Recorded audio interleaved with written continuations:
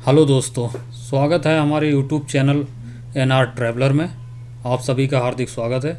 और आज मैं आपको बताने वाला हूँ खजुराहो टेम्पल्स के बारे में।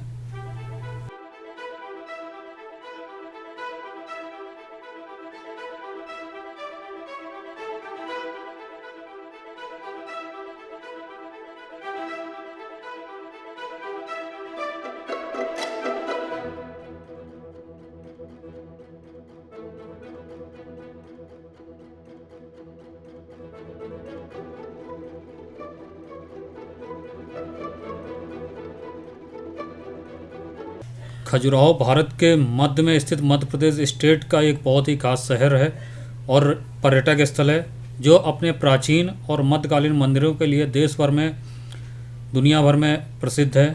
मध्य प्रदेश में कामसूत्र की रहस्यमयी भूमि खजुराहो अनादिकाल से दुनिया भर के पर्यटकों को आकर्षित करती रही है। छतरपुर जिले का एक छोटा सा गांव स्मारकों के अनुकरणीय कामुक समूह के कारण विश्व प्रसिद्ध है। इसके कारण इसने यूनेस्को की विश्व धरोहर स्थलों में भी अपनी सूची बना रखी है। पुराने समय में खजुराहो को खजूरपुरा और खजूर बाहिका से जाना जाता था। खजुराहो में कई सारे हिंदू धर्म और जैन धर्म के प्राचीन मंदिर हैं। इसके साथ ही ये शहर दुनिया भर में मुड़े हुए पत्थरों से बने हुए मंदिरों की वजह से विख्यात है। खजुराहो को खासकर यहाँ बने प्राचीन और आकर्षक मंदिरों के लिए जाना जाता है। आपको हिंदू संस्कृति और कला का सौंदर्य देखने को मिलता है। यहाँ निर्मित मंदिरों में संभोग की विभिन्न कलाओं को मूर्ति के रूप में बेहद प्रदर्शित उभारा गया है। खजुराहो एक छोटा सा गांव है जो अपने विश्व प्रसिद्ध कामुक मूर्तिकला मंदिरों के लिए दुनिया भर में जाना जाता है।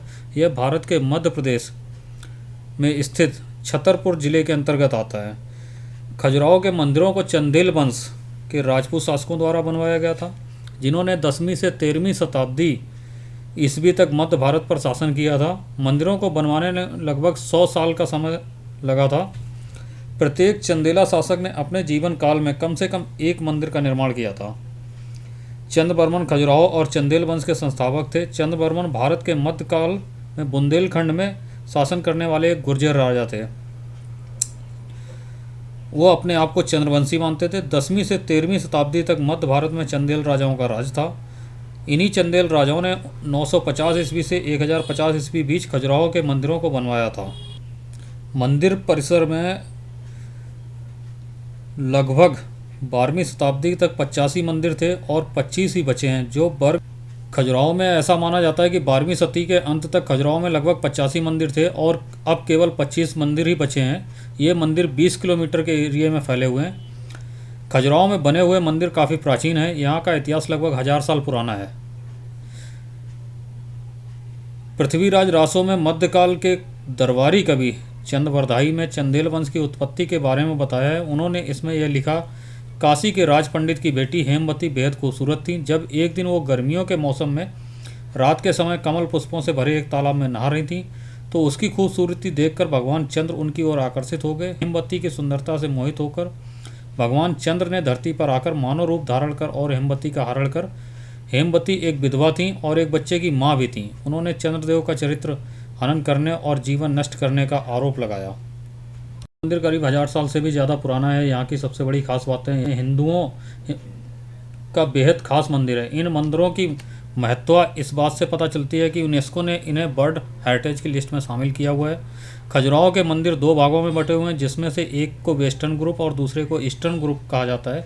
वेस्टर्न ग्रुप में सबसे ज़्यादा विशाल मंदिर हैं। यहाँ पर भगवान शिव और विष्णु के काफ़ी ज़्यादा मंदिर हैं। यहाँ पर स्थित जैन धर्म भी बेहद सुंदर है। यहाँ स्थित कनरिया महादेव मंदिर काफ़ी विशाल और भव्य है। यहाँ सूर्य मंदिर, लक्ष्मण मंदिर और बारह मंदिर भी देखने लायक हैं।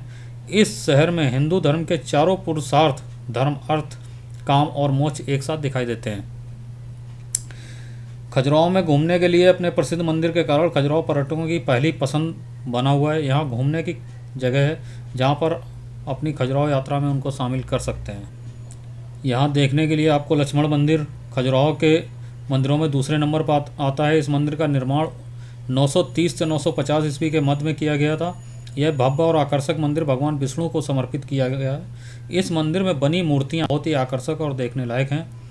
इन मंदिरों को बहुत ही अच्छी तरह से बनाया गया है। इस मंदिर की दीवारों पर हिंदू देवी देवताओं और जानवरों की मूर्तियां बनी हुई हैं। अगर आप इतिहास, रहस्य और कला के प्रेमी हैं तो आपको लक्ष्मण मंदिर एक बार ज़रूर जाना चाहिए। बहुत ही खूबसूरत बना हुआ है, बहुत ही खूबसूरत देखने के लिए आपको यहाँ पे चित्रण कलाकृतियाँ मिलेंगी। बहुत लक्ष्मण मंदिर के अलावा यहाँ पर चंद्रगुप्त मंदिर भी है जो खजुराहो में सूर्यदेव को समर्पित है। इस मंदिर का निर्माण 11वीं शताब्दी में करवाया गया था। इस मंदिर में 7 घोड़ों वाले रथ पर खड़े सूर्यदेव की मूर्ति बेहद आकर्षक है।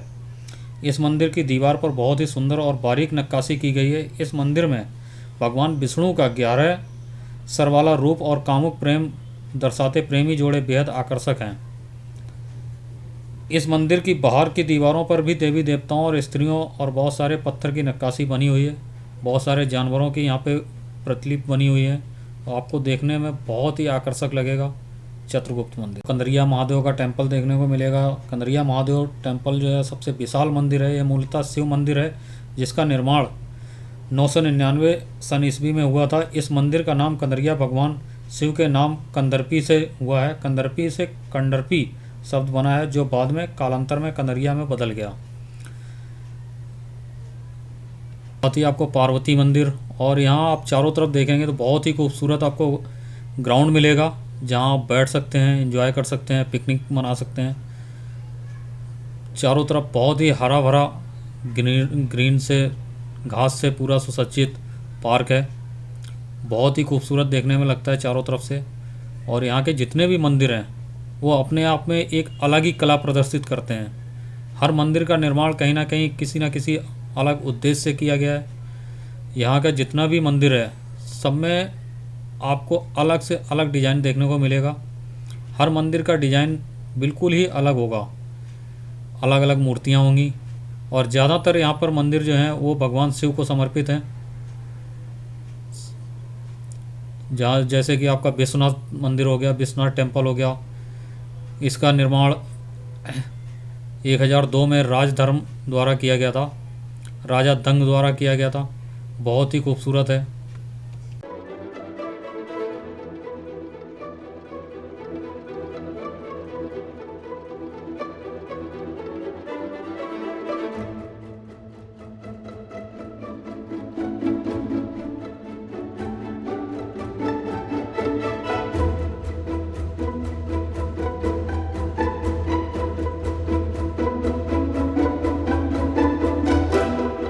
चतुर्भुज मंदिर खजुराहो, खजुराहो में स्थित चतुर्भुज मंदिर के दक्षिणी ग्रुप में आता है। इस मंदिर निर्माण 1100 ईस्वी में किया गया था। यह मंदिर एक चौकोर मंच पर स्थित है। यहाँ पर आपको जाने के लिए 10 सीढ़ियाँ चढ़नी पड़ती हैं। इस मंदिर के प्रवेश द्वार में भगवान ब्रह्मा, विष्णु और महेश के चित्रों की नक्काशी दिखाई गई है। इस मंदिर की सबसे खास चीज़ भगवान विष्णु की 4 भुजा वाली 9 फीट ऊंची मूर्ति है।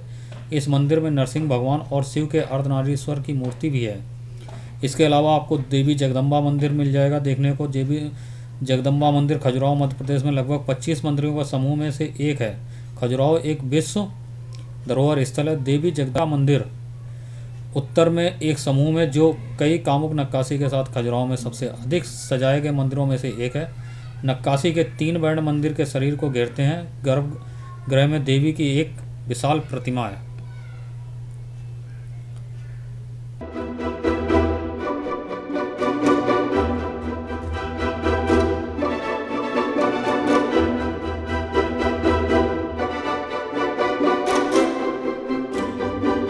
के अलावा कालिंजर मध्य भारत के बुंदेलखंड में एक किला शहर कालिंजर उत्तर प्रदेश राज्य के बांदा जिले में है, जो मंदिर शहर और खजुराहो के विश्व विरासत स्थल के पास स्थित है।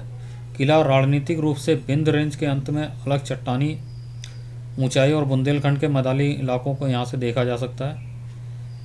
राजवंशों की सेवा की, जिसमें 10वीं शताब्दी में राजपूतों के चंदेला राजवंश और रीवा के सोलंकिया शामिल थे। इस किले में कई मंदिर हैं जो 3वीं से 5वीं शताब्दी के गुप्त वंश के रूप में हैं।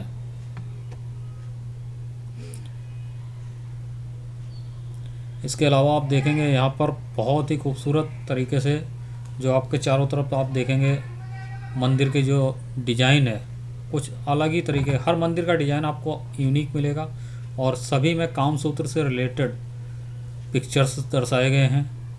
इसमें आपको अगर आप ध्यान से देखेंगे तो एक छोटी छोटी लाइन चलती है जिसमें आपको बच्चे के जन्म से लेके और उसकी मृत्यु तक की पूरी हिस्ट्री इसमें उकेरी गई है। बच्चा पैदा होता है, बड़ा होता है, स्कूल जाता है, पढ़ने जाता है, उसके बाद राज सिंहासन करता है, राजा बनता है, उसके बाद कैसे उसका अंत होता है, सब कुछ A to Z आपको यहाँ पे देखने को मिलेगा इन मंदिरों की कलाकृतियों में, बहुत ही खूबसूरत तरीके से।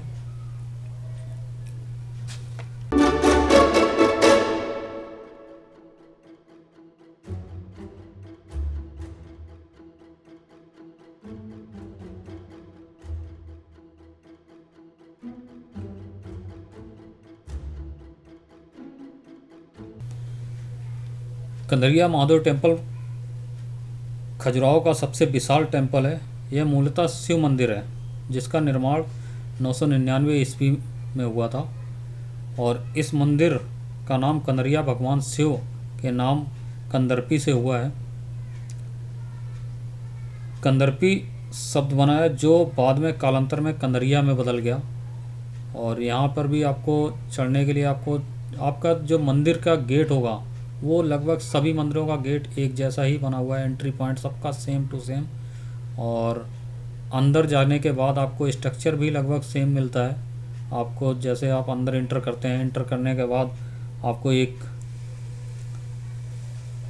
गेट से एंटर करेंगे तो एक ये इस तरीके से चबूतरा सा मिल जाता है और उसमा बनी हुई है, और उसके अंदर आपको एक मूर्ति, एक बीच में मंदिर मिलेगा जिसमें आपको मूर्ति देखने को मिलेगी जो भी उस मंदिर से रिलेटेड मूर्ति है। जैसे ये कंदरिया महादेव का टेम्पल है तो यहाँ पे शिवलिंग है, और इसके अलावा जो चारों तरफ की दीवारें हैं उस पर बहुत ही बारीकी से कलाकृतियाँ बनाई गई हैं। पत्थर को उरेक के, पत्थर को डिजाइन काट काट के बहुत ही खूबसूरत तरीके से नक्काशी की गई है। और उस टाइम का समझ लो 10वीं शताब्दी का इतना खूबसूरत मंदिर आज भी बना हुआ है।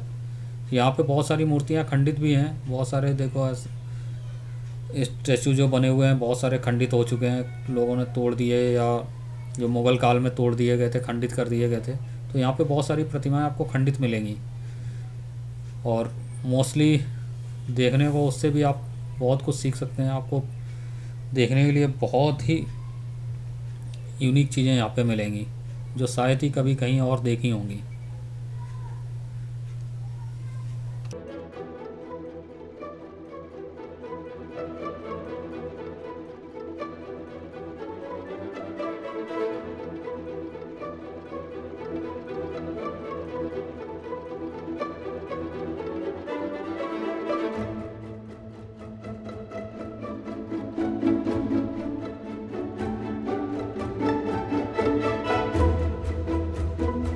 मंदिर बाहर से देखने में सारे मंदिर एक जैसे ही लगेंगे, आपका डिज़ाइन सबका एक जैसे ही लगेगा, बट कुछ कुछ चीज़ें जो हैं वो इनको अपने आप में अलग बनाती हैं। जैसे कि वहाँ पे रखी हुई मेन मूर्ति वो किसके नाम पे समर्पित है, वो मंदिर किसको समर्पित है।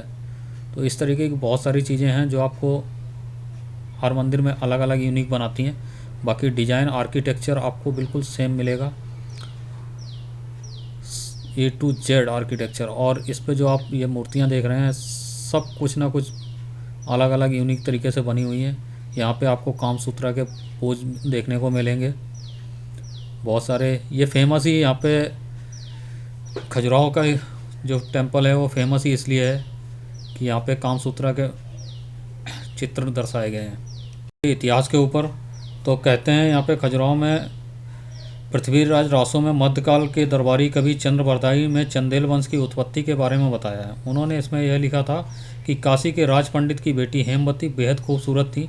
जब एक दिन वो गर्मियों के मौसम में रात के समय कमल पुष्पों से भरे एक तालाब में नहा रही थी तो उसकी खूबसूरती देखकर भगवान चंद्र उनकी ओर आकर्षित हो गए। हेमवती की सुंदरता से मोहित हुए भगवान चंद्र ने धरती पर आकर मानव रूप धारण किया। हेमवती थी और एक बच्चे की माँ भी थी। उन्होंने चंद्रदेव पर चरित्रहनन करने के, जीवन नष्ट करने का आरोप लगाया। चंद्रदेव को अपनी गलती का पश्चाताप हुआ और उन्होंने हेमवती को यह वचन दिया कि वो एक वीर पुत्र की माँ बनेगी। हेमवती से चंद्रदेव ने कहा कि वो अपने पुत्र को खजूरपुरा ले जाएं। इसके साथ उन्होंने यह भी कहा कि उसका पुत्र एक महान राजा बनेगा। उन्होंने कहा कि यह महान राजा बनने के बाद ऐसे मंदिरों का निर्माण करवाएगा जो बाग और झीलों से घिरे हुए होंगे। चंद्रदेव ने यह भी कहा कि वो राजा बनने के बाद यहाँ विशाल यज्ञ करेगा जिससे तुम्हारे सारे पाप धुल जाएंगे।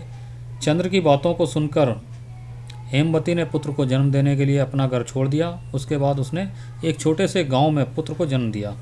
हेमवती के पुत्र का नाम चंद्रवर्मन था, जो कि अपने पिता की तरह बहुत ही बहादुर, तेजस्वी और ताकतवर था। चंद्रवर्मन 16 साल की उम्र में ही इतना शक्तिशाली था कि वो बिना किसी हथियार के शेर को मार सकता था। पुत्र की इस वीरता को देखकर चंद्रदेव की आराधना की उन्होंने, जिन्होंने चंद्रवर्मन को पारस पत्थर भेंट किया और उसको खजुराहो का राजा बना दिया। पारस पत्थर की खास बात यह थी कि वो लोहे को सोने में बदल सकता था। खजुराहो का राजा बनने के बाद चंद्रवर्मन ने एक युद्ध लड़े, जिससे उसे विजय प्राप्त हुई। चंद्रवर्मन ने कालिंजर नाम के विशाल किले का निर्माण भी करवाया और अपनी माँ के कहने पर उसने खजुराहो में तालाबों और उद्यानों से घिरे हुए, मतलब बगीचों से घिरे हुए 85 मंदिरों का निर्माण भी करवाया। इसके बाद उसने एक विशाल यज्ञ का आयोजन भी किया, जिसने हेमवती को से मुक्ति दिलाई। चंद्रवर्मन अपने उत्तराधिकार के साथ मिलकर खजुराहो में अनेक मंदिर बनवाए। खजुराहो के पास में घूमने वाली चीज़ें हैं पन्ना नेशनल पार्क, रनेह फॉल्स, खजुराहो रनेह जलप्रपात छतरपुर जिले में स्थित केन नदी पर एक प्राकृतिक जलप्रपात है। खजुराहो से 20 किलोमीटर की दूरी पर एक अद्भुत जलप्रपात है, जिसको रनेह फॉल्स के नाम से जाना जाता है। यह फॉल्स चट्टानों के बीच स्थित है। अगर आप यहाँ घूमने जाते हैं तो सूर्योदय और सूर्यास्त का समय आपका मन मोह लेगा। जब सूरज की रोशनी ग्रेनाइट की चट्टानों पर पड़ती है तो ये देखने में काफ़ी आकर्षक लगते हैं।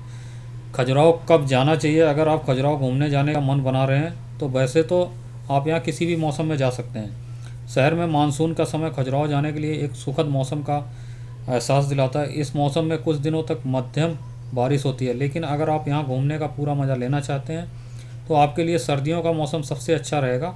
अक्टूबर से फरवरी के महीने दुनिया भर के लोगों की भीड़ के साथ खजुराहो घूमने का सबसे अच्छा समय है। हर साल फरवरी में आयोजित खजुराहो नृत्य महोत्सव आपकी खजुराहो यात्रा की योजना बनाने का सबसे अच्छा समय है। खजुराहो पहुंचने के लिए आपको यहाँ पहुंचना काफ़ी आसान है। खजुराहो का अपना घरेलू हवाई अड्डा भी है, जिसे खजुराहो हवाई अड्डे के नाम से जानते हैं, और यहाँ पर एक रेलवे स्टेशन भी है, जिसको कि खजुराहो रेलवे स्टेशन के नाम से जाना जाता है, जो भारत के अन्य हिस्सों से जोड़ता है। खजुराहो का अपना रेलवे स्टेशन है। हालांकि खजुराहो रेलवे स्टेशन भारत के कई शहरों से जुड़ा नहीं है। खजुराहो हजरत निजामुद्दीन एक्सप्रेस नामक खजुराहो के लिए नई दिल्ली से एक नियमित ट्रेन चलती है, जो खजुराहो पहुंचाने में 10 से 11 घंटे का समय लेती है। और अगर आप हवाई जहाज़ से यात्रा करके खजुराहो जाना चाहते हैं तो आपको बता दूं यात्रियों, खजुराहो हवाई अड्डा है, जिसे सिविल एरोड्रम खजुराहो भी कहा जाता है, शहर के केंद्र से केवल 6 किलोमीटर दूर है। दिल्ली से खजुराहो के लिए कम उड़ानें हैं क्योंकि यह छोटा घरेलू हवाई अड्डा है। भारत के कई शहरों से जुड़ा नहीं है। इसमें दिल्ली और वाराणसी से नियमित उड़ानें हैं। हवाई अड्डे के बाहर खजुराहो के लिए टैक्सी और ऑटो आसानी से उपलब्ध हो जाते हैं। इसके अलावा आप मुंबई, भोपाल और वाराणसी से भी यहाँ पहुँच सकते हैं। अगर आप सड़क रास्ते के द्वारा जाना चाहते हैं तो खजुराहो जाने के लिए आप मध्य प्रदेश के आसपास सतना से 116 किलोमीटर की डिस्टेंस पे है। महोबा की तरफ से अगर आप जाते हैं तो महोबा से 70 किलोमीटर की डिस्टेंस पड़ती है। झांसी से आपको 230 किलोमीटर का डिस्टेंस है। ग्वालियर से जाते हैं तो आपको बाई रोड 280 किलोमीटर जाना होता है।